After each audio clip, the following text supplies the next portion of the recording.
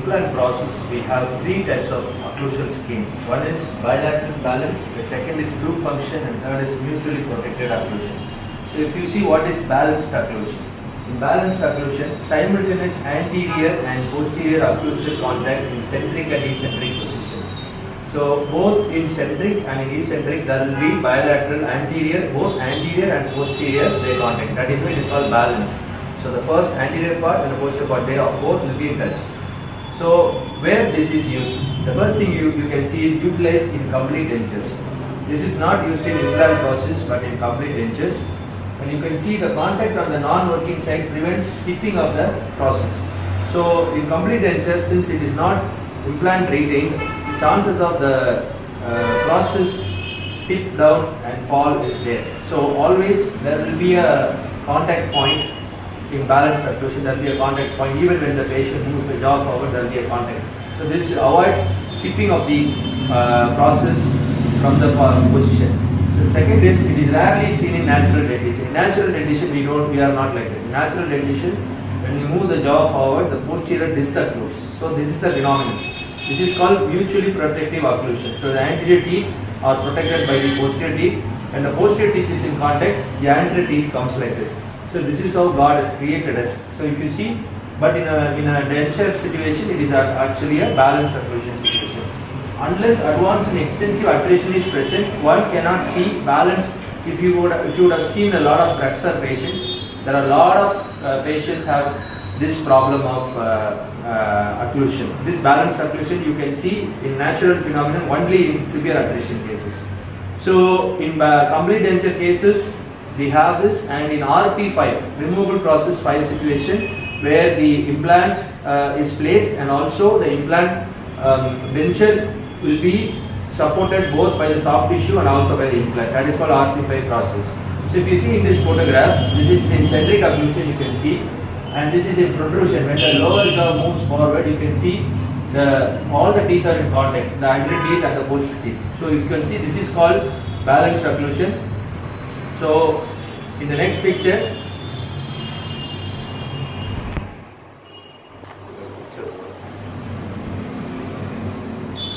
so where it is used in fixed implant process versus conventional denture. In fixed implant process situation, we have when there is a fixed implant process and there is a conventional denture. Say in a unilateral case, this is the ideal way you have to give occlusion, and also fixed implant process with removable over denture also you can give this condition. So then the second thing is called bilateral balanced occlusion. In bilateral balanced occlusion, we have this lingualized occlusion, where it is a type of balanced occlusion where the maxillary lingual cusp articulate with the mandibular occlusal surfaces in centric and in all exclusive movements of the mandible.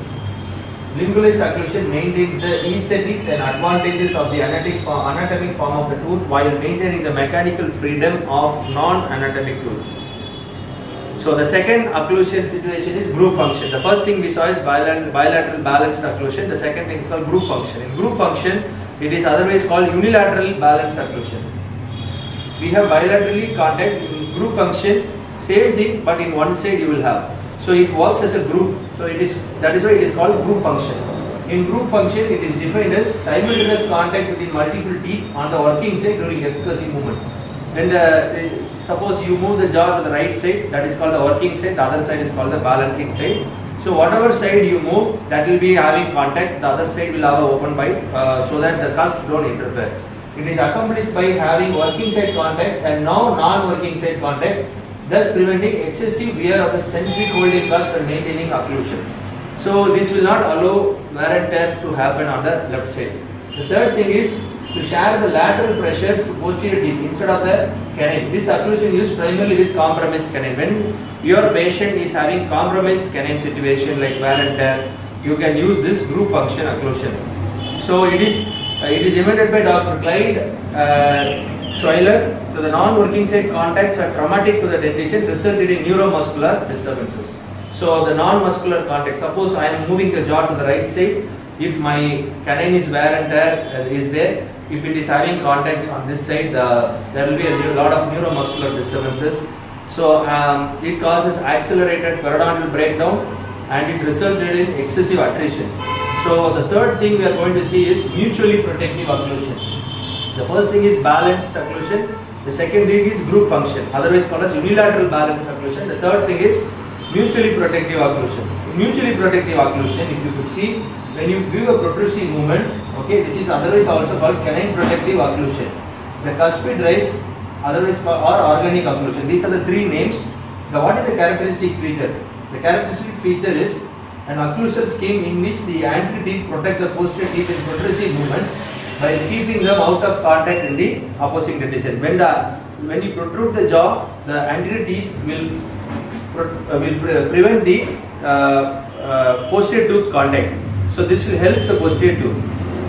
So in mutually protected occlusion, the posterior teeth will protect the anterior teeth. In centric occlusion, when the jaw goes to the centric relation, the posterior teeth will protect the anterior, and the canines will protect the incisor and the posterior teeth during lateral expressive movement. The canine, when you move the jaw to the right side, the canine and canine will come in contact, causing it will prevent anterior and also posterior. So it is otherwise called canine guided occlusion or canine protected occlusion or mutually protected occlusion. So this is how it is. Canine and canine alone will touch. This side will not touch. This side will not touch. So this is the protective occlusion. Studies have shown that 2/3 of temporalis and masseter won't contract when posterior teeth do not occlude. So this will help unwanted neuromuscular activity. So the occlusal scheme is used when the full arch implant restoration. You can see a full arch restoration is here. Suppose you are doing a lower jaw alone you are doing implant case. So in that case, what you have to do, if you are facing a natural dentition and also otherwise if you have a removal process, this is the ideal way of giving an occlusion. So additionally, with the full arched implant process, the following should be integrated: bilateral stability. You have to have bilateral stability, wide freedom in centric occlusion, and you have to have evenly distributed occlusal cortex. And you can see there should not be any interferences between the protruded position and eccentric position. Smooth and even lateral expressive movements with working or non-working interferences. So these are the things: bilateral stability, wide freedom, narrow occlusal table, minimal cuspal height should be there. The forces should be evenly distributed. No interference between the retrograde position and centric position. Smooth and even lateral expressive movements without working or non-working interferences. So if you could see in the photo essay, you can see there is a normal centric. In protrusive, you can see the posteriors are not in contact. So in the right side, when the jaw is moving to the say left to working side, when the jaw is moved towards the left, you can see left canine and canine is touching, and you can see the opposite side, the tooth are relieved. So this is canine guided occlusion, otherwise called mutually protected occlusion. When to use, I told you, when you have a fixed process versus natural dentition. When you have a fixed implant process versus fixed implant process, you can give this. Fixed implant process versus implant supported process, you can give this. So a good occlusal scheme is necessary for avoiding the morbidity of your process and also to increase the longevity of the process. So poor occlusal planning would lead to biomechanical stress and strain to the process, bone and soft tissue. So this is the by Carl Imish. Carl Imish has given us the idea of implant protective occlusion, where the first thing is the implant should be in ideal position. The second should be the surface area of the implant should be increased if you have adverse movements of adverse jaw movements. The third is minimalized cantilevers. The fourth thing is shallow anterior guidance. The fifth is occlusal guard has to be given. These are the 5 points for IPO. This is called implant protective occlusion. So if you see, this is the relationship. You can see the more in this picture shown is the interrelationship between vertical and horizontal overlap of the anterior tooth. To make the anterior guidance shallow, either decrease the overbite from B to A. Either you can decrease the overbite or you can increase the overjet. So you can see there is only one point of contact. So here you can see we have reduced the increased the in picture B. You can see the overbite has been decreased. Here the point of contact they have increased the overjet. So these are the 3 variations you can give. So the conclusion: occlusion plays a major role in the functional and biological aspects of the full arch process. So occlusion is very important. These are the generalized recommendations which I told you.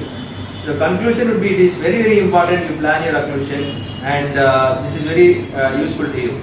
So thank you. If you like this video, please share this video, and also you can join our implant program, which is happening every 2 months in our academy. We give 5 implants to be placed on patients, and also we give cases to be restored, and everything will be taught in detail. Thank you and God.